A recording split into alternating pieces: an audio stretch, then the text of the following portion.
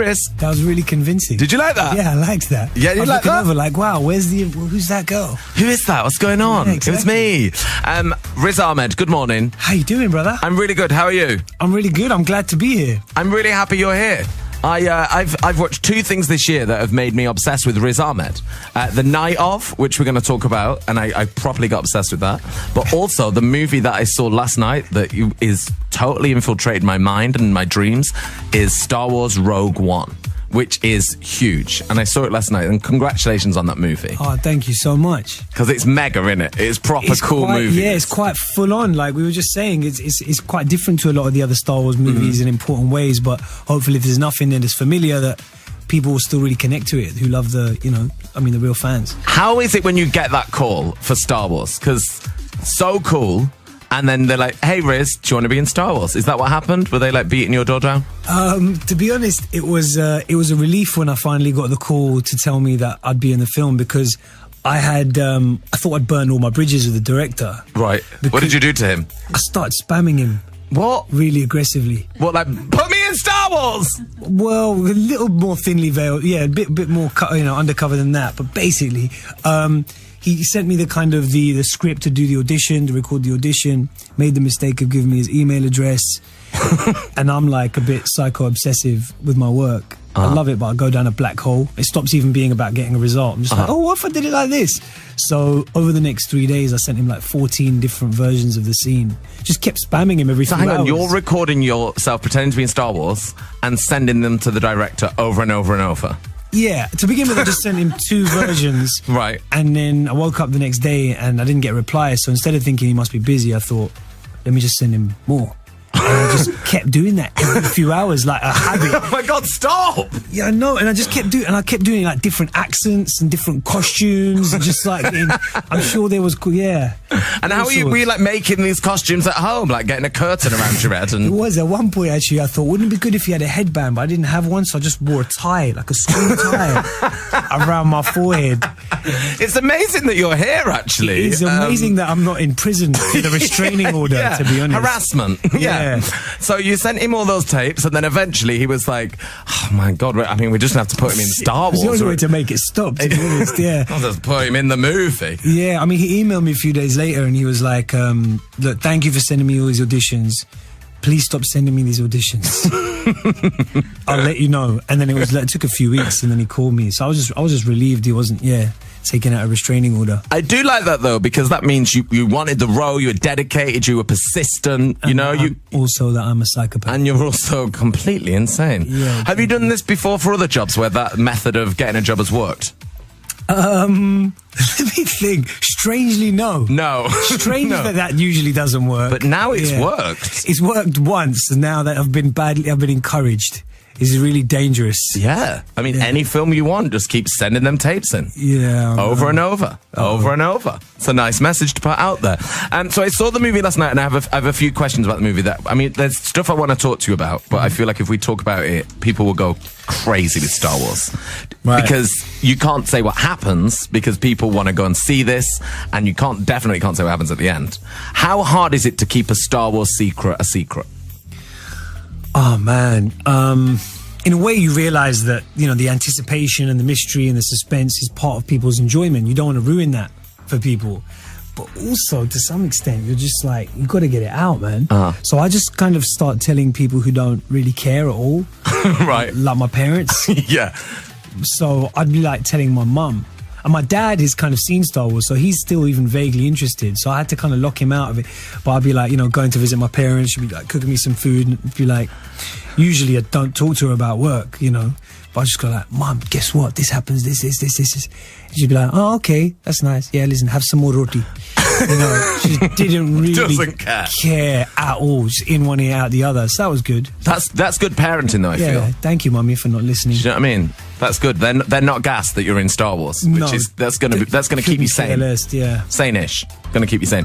But I wanted to ask, how is it when you're acting and there's these like big blobs? I don't know the technical terms. A bit like your mum here. That's an offensive term. You calling my mum a blob? No, I don't mean that. I mean Nick, I'm confused like your mother. Wow. No, your mum's not the blob. Get up early in the morning just to come in here So, American journalists are so much nicer. I've been warned about this. Gotcha journalism. I mean, the blobs in the film, like those things, those like big frogs and things. Yeah. How is it, because they're not real, so how is it acting, pretending you're talking to like, that big sassy robot or a blob? Well, to be honest, and this is going to sound crazy, those blobs are real, and so are those robots. What do you mean? They really build everything. There's hardly any blue screen and green screen. There is, but most of the blue screen and green screen was for kind of distant scenery kind of stuff. Right. But if there's a mountain nearby, they build it. It's mental. It's absolutely insane. There'll be spaceships just there chilling. Robots just like wandering by. The creatures department is its own department. There's hardly any CGI, particularly for characters.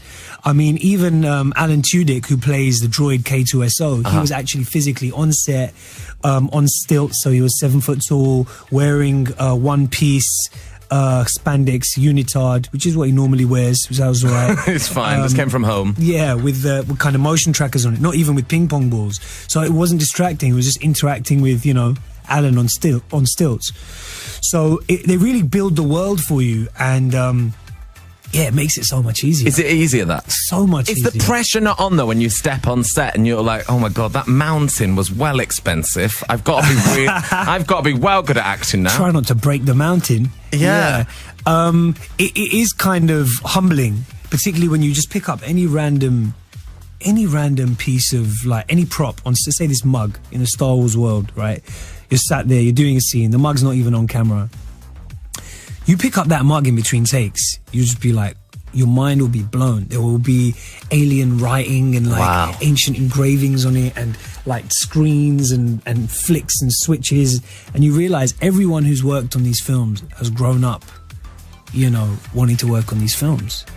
And so they go above and beyond. They go completely overboard, almost like me spamming the director, but with props.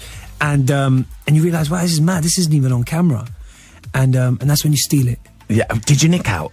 What did you get? Listen, find me on eBay, mate. We'll talk. Right, more from Riz after this. Are talking Star Wars, Rogue One.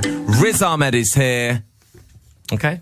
Yeah. That's how you say, good morning. Oh, right. Yeah. Hey, how you doing? There we go. I'm here. Sorry. It's too early for me. Yeah. Hey, so I saw the movie last night, and one of the things I wanted to talk to you about was there is a scene where, quite a long scene. Whoa. Don't worry, I've got this. Don't worry, I'm not going to ruin anything. I'm not going to ruin anything.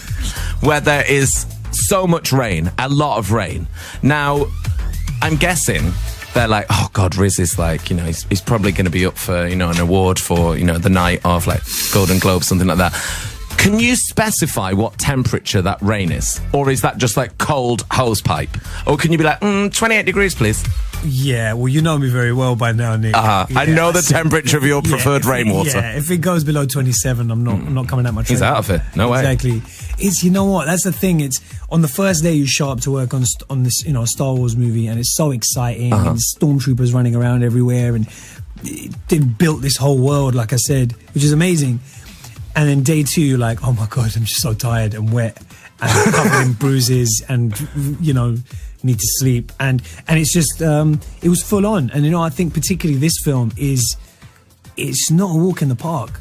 Do you know what I mean? There's a lot in there that'll be familiar to the fans, and they'll enjoy that, and may even find it strangely comforting to see Darth Vader. But it is also quite edgy and gritty. Yeah, it's a war movie, really. It is. Yeah, it's like Saving Private Vader. Yeah. Yeah, that's the tagline. That should be on there. Yeah. Do you know what it always makes me, whenever I watch a Star Wars movie, and Rogue One was no different, I always want a glass of water. Everyone looks well dehydrated, don't they? Up in space or like on a dusty planet, I'm always like, well thirsty. I love that you're watching these films going, ooh, he needs a shower. Riz needs a shower. Yeah, he looks like he's got greasy hair. How did you feel about the long hair look? I think it looks pretty cool on you, Like it? I really liked it. Greasy. Well, it was very greasy, but I'm guessing that was for the role. Yeah, sure, that was for the role. Yeah, that was for the role. Yeah. Did they what was it? Was that hair extensions? Do you have to go home with those at the end of the day? Did you have to keep them in, or did they put them in every day?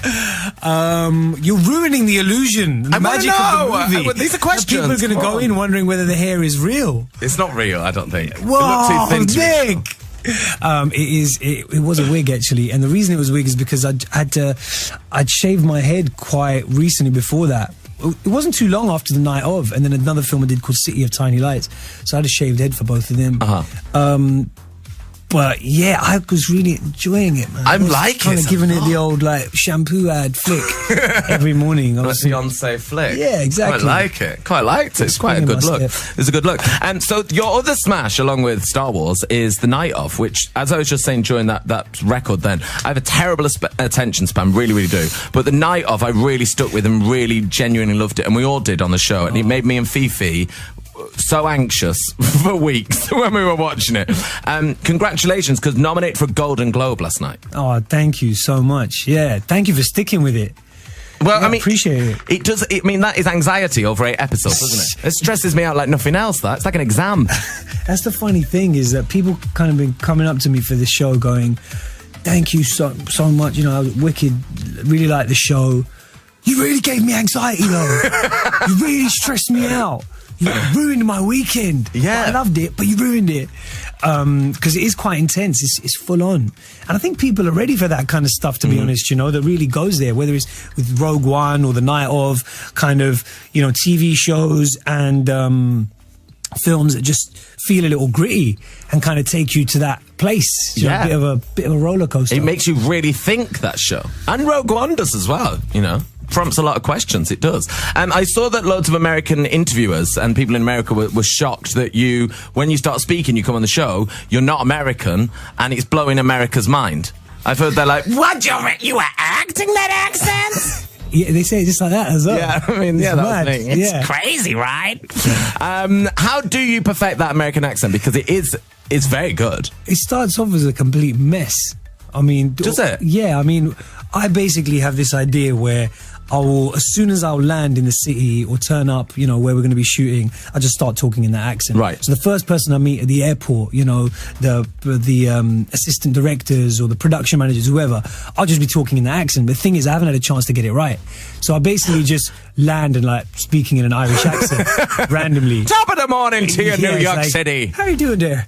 And it's not a strong look, but I just kind of think, I've got to just try and jump into the deep end, because in a way, then I'm locked into it. Yeah. Because if I switch back, then they'll think I'm a weirdo. Not that they already don't think I'm a weirdo. So you're when you're on set or on camera or off camera pretending you're American? I'm just talking in that accent. If people ask me where I'm from, I go London, and they go, but hang on a minute, you don't have a... And then I'll just go like, would you like some coffee? Would you... yeah, and just change the subject and like get on with... pretending I'm American. I love just committing to it. Yeah. Incredible. I love the idea that the reason I stay in the accent is so they don't think I'm a weirdo. This is the worst strategy for people not thinking you're weird. Yeah, it's slightly weird. Yeah.